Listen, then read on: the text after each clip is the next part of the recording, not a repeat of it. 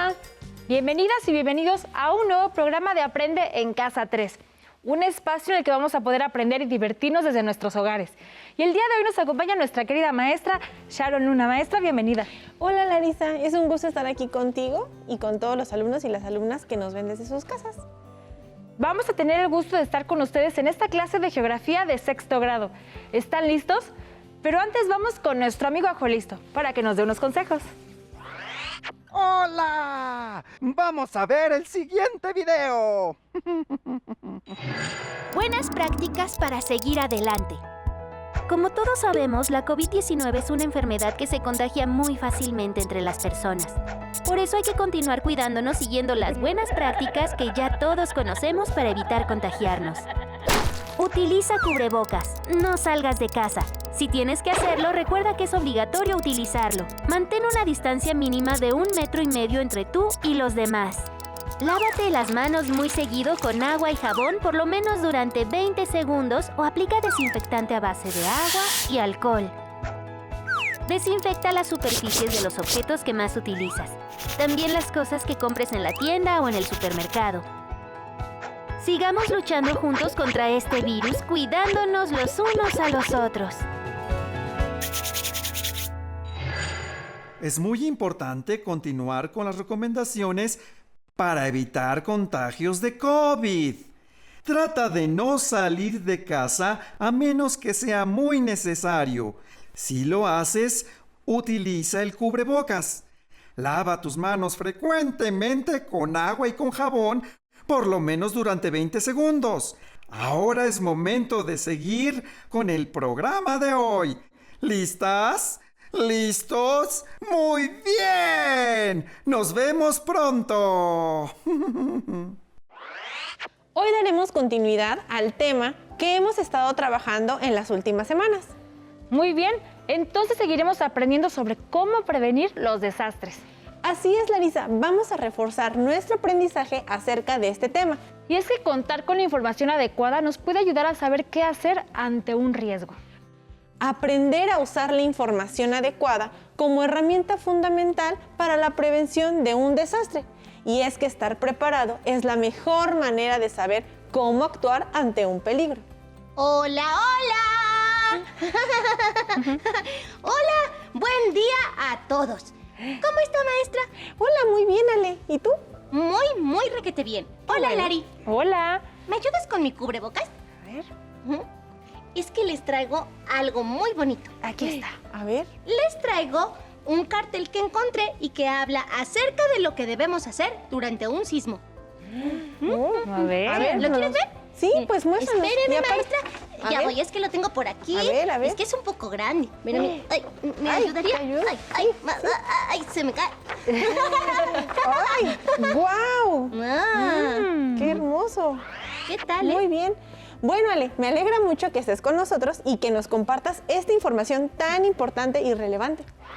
A ver, pero cuéntanos, ¿por qué trajiste este cartel? Ah, pues lo traigo porque en México es muy común que haya sismos. ¡Ah! Y es bueno que la gente conozca qué es lo que debe hacer cuando se presente uno.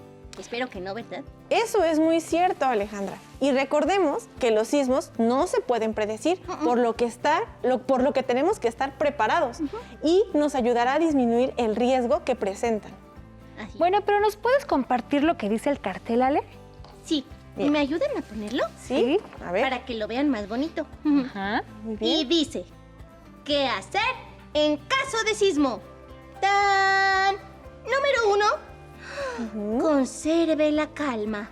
Número 2, protéjase de objetos que le puedan caer.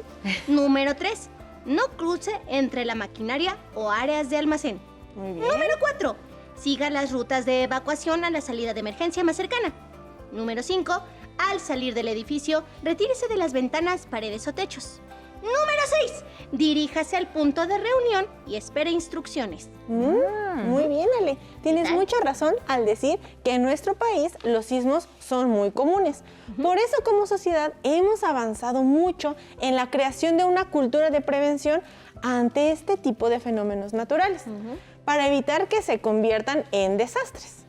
Además, en muchos lugares como las escuelas se llevan a cabo simulacros de sismos para que los niños y las niñas sepan cómo deben actuar.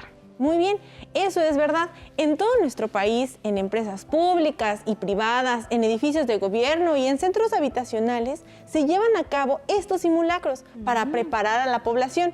Esto es parte de la cultura de prevención. Pero, ¿qué más podemos hacer para tener cultura de prevención? Bueno, yo también he traído el siguiente cartel, el cual nos habla qué hacer antes, durante y después de un sismo. Entonces, conocer la información que contiene cada cartel nos ayuda a estar prevenidos cuando se presente un sismo. Y es responsabilidad de la ciudadanía y las autoridades que se coloquen este tipo de carteles para que las personas lo vean y sepan cómo deben actuar. En el cartel que les comparto nos indica que antes debemos de identificar las zonas de seguridad y están alguna simbología como los puntos de referencia o las zonas de seguridad. También nos habla de localizar las rutas de evacuación y ahí está su simbología. Después, en ellas han de estar perfectamente señaladas y a la vista de las personas. Además, deben de ser fácil el acceso y permitir la movilidad en estas imágenes. Así, cuando se presente un sismo, la gente podrá desplazarse con facilidad a una zona segura. Durante, tenemos que conservar la calma. El siguiente, no usar elevadores y escaleras. Alejarse y eliminar fuentes de incendio. Así como también alejarnos de ventanas y objetos pesados, tal y como aparecen en las imágenes. Y todo esto nos va a permitir tener mayor seguridad. Recordemos que por último está el después, en el cual nos dice que nos recomiendan ayudar en lo posible o de lo contrario, no exponerse y alejarse de los edificios y viviendas dañadas. Sí, por eso siempre que voy a algún lado con mi familia, busco que haya rutas de evacuación y salidas de emergencia. Aunque también en nuestra ciudad contamos con la alerta sísmica, alerta sísmica. Es verdad. Cuando ocurre un sismo en la Ciudad de México es común escuchar la alerta sísmica para prevenir a los ciudadanos, aunque mucha gente se asusta al escucharlo. Podríamos decir que la alerta sísmica es una acción para favorecer la cultura de la prevención. Así es, Larisa. La alerta sísmica que mencionó Ale ha sido diseñada para prevenir a la población y poner a salvo la vida de niñas y niños. Pongan atención y tomen nota de lo siguiente. La alerta sísmica es una herramienta que le corresponde a las autoridades mantener para cuidar de los ciudadanos. Y es que, como lo mencionamos hace un momento, todos tenemos una responsabilidad. Las autoridades a nivel nacional deben brindar información a la población. Crearon el sistema de alerta sísmica. Dan orientaciones a través de carteles como los que acabamos de mostrarles. Crean grupos u organismos de apoyo y generan procedimientos de atención a la población para que después de un evento se atienda a los heridos y se ayude a reparar los daños.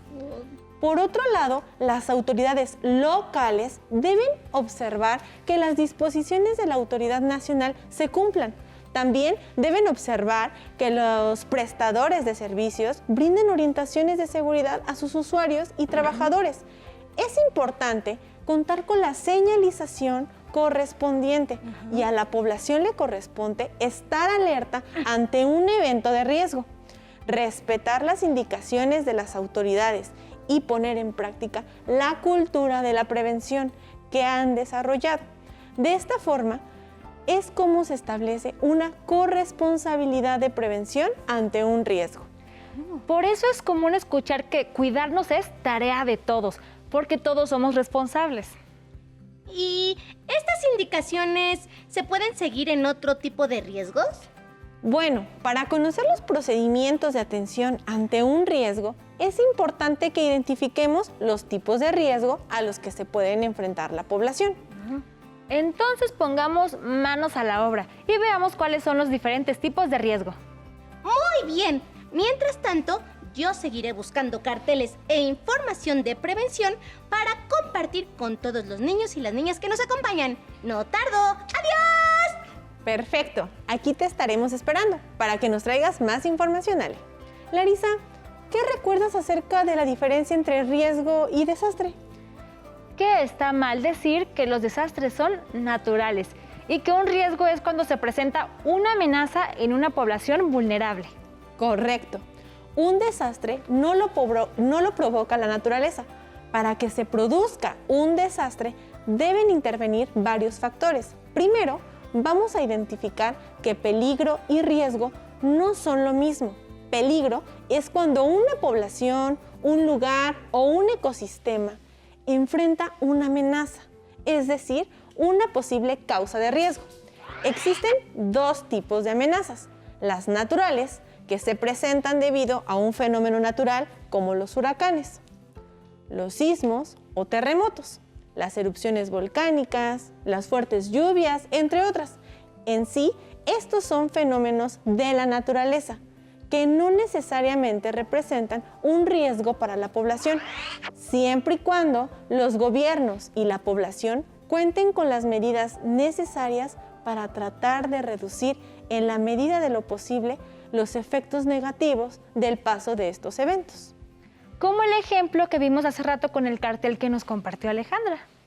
Así es, ese es un ejemplo claro, pero también existen otro tipo de amenazas que afectan a la población y que pueden producir un desastre. Son las amenazas antrópicas, las que se generan debido a las acciones causadas por el ser humano, como las guerras o el terrorismo, los derrames o fugas de sustancias químicas en los diferentes ecosistemas o cerca de lugares urbanos, así como las explosiones causadas por el hombre de forma programada o accidental. Ahora bien, cuando se presenta una amenaza, ya sea originada por un fenómeno natural o por causa del ser humano y la población a la que están a punto de afectar, cuenta con un alto nivel de vulnerabilidad, es cuando entonces se genera un riesgo. Y en la sesión anterior comentamos que la vulnerabilidad se determina por el grado de pobreza y por los conflictos sociales y políticos. Así es, Larisa. Estas condiciones económicas y sociales limitan la capacidad de actuar ante una amenaza y entonces el riesgo se vuelve mayor. Y cuando las consecuencias son tan negativas que afectan a la población, haciendo aún más difícil la recuperación, es cuando se presenta un desastre. Pero, ¿cómo nos ayuda la información a prevenir un desastre? Ah, excelente pregunta, Larisa. La información es la clave para saber qué hacer y cómo actuar ante una situación de riesgo. A propósito, conviene rescatar una frase célebre del autor estadounidense y orador público John Naisbitt, quien dijo: "La nueva fuente de poder no es el dinero en manos de pocos, sino la información en manos de muchos". Y es que, como lo vimos en sesiones anteriores, es mejor y más barato para las sociedades prevenir un desastre que reponerse de uno. Es por esto que la información juega un papel muy importante ante la presencia de un riesgo en una sociedad o en un ecosistema. Estar informado hace que la gente se encuentre preparada ante una amenaza. Correcto. Ahora pasemos a ver los tipos de riesgo a los que se puede enfrentar una población y cuál es la información que se requiere para saber cómo actuar. Muy bien, pongan mucha atención en casa y también tomen nota. Bueno, en cuanto a los riesgos que puede enfrentar una población, vamos a identificar 4 diferentes tipos: riesgos geológicos, riesgos hidrometeorológicos, riesgos biológicos y riesgos antrópicos. Maestra, ¿los sismos a qué tipo de riesgo pertenecen? Los sismos corresponden a los riesgos geológicos. A estos riesgos los vamos a considerar como el conjunto de amenazas o peligros para los recursos y las actividades humanas derivados de los procesos naturales de la Tierra, es decir, los que se realizan en la superficie por la interacción de las capas internas y externas de nuestro planeta, como las erupciones volcánicas, los sismos o terremotos, la erosión y la sedimentación. Los riesgos hidrometeorológicos son aquellos que están relacionados con el clima y entre los cuales encontramos a los ciclones tropicales, las inundaciones provocadas por lluvias extremas, las nevadas intensas, tormentas eléctricas, sequías, huracanes, temperaturas extremas, entre otros fenómenos naturales que puedan afectar a la población. Los riesgos biológicos son aquellos que se presentan por la posibilidad de que ocurra un evento adverso, ocasionado por la liberación no deseada de agentes biológicos, como la posible exposición a microorganismos que puedan dar lugar a enfermedades. La pandemia que actualmente afecta a todo el mundo, provocada por el virus SARS-CoV-2 y que genera la enfermedad llamada COVID-19, es un riesgo biológico, el cual en muchos países ha llevado a un desastre a la economía y a la población por la pérdida de miles de vidas humanas. Maestra, ¿los riesgos antrópicos a qué se refieren? Los riesgos antrópicos son aquellos provocados por la acción del ser humano. Hemos identificado dentro de estos riesgos a las guerras, las explosiones, el derrame de sustancias químicas de forma intencional o accidental. También tenemos como riesgos antrópicos la contaminación de los ecosistemas, la deforestación, los incendios forestales, entre otras acciones que afectan gravemente al planeta y a las personas. Entonces, podríamos decir que cuando se presenta un riesgo antrópico, es la misma población quien genera el riesgo y se ve afectada. Lamentablemente así es, Larisa. Y esto ocurre cuando no se tiene la suficiente conciencia del daño que generan nuestras acciones. Sin embargo, como lo vimos hace un momento con los carteles, es la información la que nos puede ayudar a identificar nuestra forma de actuar para reducir los impactos de estos eventos. Es cierto, contar con la información adecuada y hacer uso de ella puede salvar muchas vidas. Tienes mucha razón. ¿Qué te parece si analizamos la emergencia sanitaria que actualmente vivimos? En primer lugar, vamos a elaborar un pequeño esquema aquí en el pizarrón. Entonces, vamos a poner aquí en el pizarrón pues la emergencia sanitaria que tenemos, provocada por el virus SARS-CoV-2. Es decir, COVID-19. Muy bien. Ya que tenemos esta parte, vamos a identificar en nuestro esquema que vamos a elaborar algunas ideas que hemos estado hablando. Sabemos que este virus es de ¿fácil qué? Fácil contagio y propagación. ¿No? Es de fácil contagio y propagación. Asimismo, como lo estamos viendo, este ha tenido afectaciones a nivel lo voy a mundial, ¿no? Muy bien, global o mundial, como tú decías, porque es una pandemia. Ahí está. Y evidentemente esto ha tenido algunas situaciones en los aspectos de salud, también ha afectado a la sociedad. Muy bien, Larisa, la sociedad. La economía. Exacto. Muy bien. ¿Y cuál otra más sería, Larisa? Y también la vida cotidiana. Muy bien. Y vida cotidiana. Como podemos ver, las personas ante esta situación o estos países que fueron vulnerables tuvieron afectaciones a la salud, la sociedad, la economía y la vida cotidiana. Y es importante mencionar que atender esta emergencia sanitaria ha representado un reto muy grande para los gobiernos del mundo, en donde hemos visto que los países más afectados son aquellos que cuentan con mayor vulnerabilidad debido a la falta de los recursos económicos, la desorganización de la sociedad, la poca seriedad de los gobiernos para atender la emergencia y la falta de información. Pero hay países que han logrado atender la emergencia sanitaria de forma óptima? Efectivamente, y esto gracias a dos factores muy importantes. El principal es la información, que habíamos mencionado que es importante que la población debe de estar informada. La información Muy y bien. también el compromiso por la sociedad.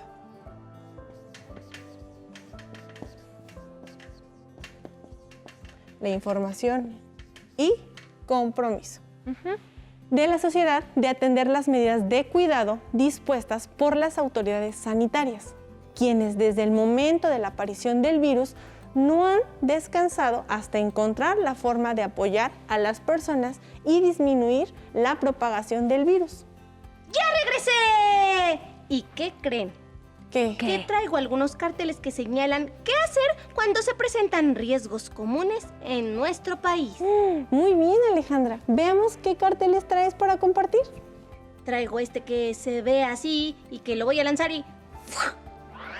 ¡Cuidado con las inundaciones! ¿Qué se pueden producir en la temporada de lluvias? El cartel nos dice que debemos estar atentos e identificar las zonas que son más propensas a inundarse. Las debemos mantener limpias, estar calmados si vemos que comienza a inundarse una zona cercana a nosotros, tratar de alejarnos y una vez que haya pasado, cerciorarnos que nuestro hogar no se haya afectado para poder regresar a él. También traigo un cartel de qué hacer durante un incendio forestal. Ahí va, ¿eh? ¡Uah! En este cartel, lo primero que nos indica si vemos o detectamos un incendio forestal es avisar a las autoridades competentes. También nos recomienda alejarnos de la zona para no salir afectados ni arriesgar nuestra vida. Y es que en la mayoría de los casos los incendios forestales se producen por la acción de las personas cuando hacen días de campo o excursiones. Sí, y también traje un cartel para saber qué hacer antes, durante y después de un huracán. Porque las zonas costeras de nuestro país pueden sufrir los impactos de estos fenómenos naturales. De hecho, Ale, en nuestro país y parte de Estados Unidos y el Caribe, al periodo de verano y parte del otoño se le conoce como temporada de huracanes, ya que es cuando estos fenómenos naturales se desarrollan. Por eso, las zonas costeras deben estar preparadas para afrontar estas amenazas hidrometeorológicas. Con esto terminamos nuestras actividades del día de hoy. ¡Órale! ¿Saben qué, amigos? No olviden que la mejor forma de evitar un desastre es estar informados. Así es, así que nos despedimos. Pues sí, hasta luego. Hasta luego. Hasta pronto. Que estén muy bien, bye. No hagan desastre, amigos. Si te es posible, consulta otros libros y comenta el tema de hoy con tu familia. Si tienes la fortuna de hablar una lengua indígena, aprovecha este momento para practicarla y platica con tu familia en tu lengua materna. Por hoy hemos terminado con cómo actuar ante una situación de riesgo de Geografía 6º grado. Espero que lo hayan disfrutado tanto como nosotros. Le damos las gracias a las maestras y los maestros que el día de hoy nos dieron clases. Nos vemos hasta la próxima. Pero antes, a movernos un poco.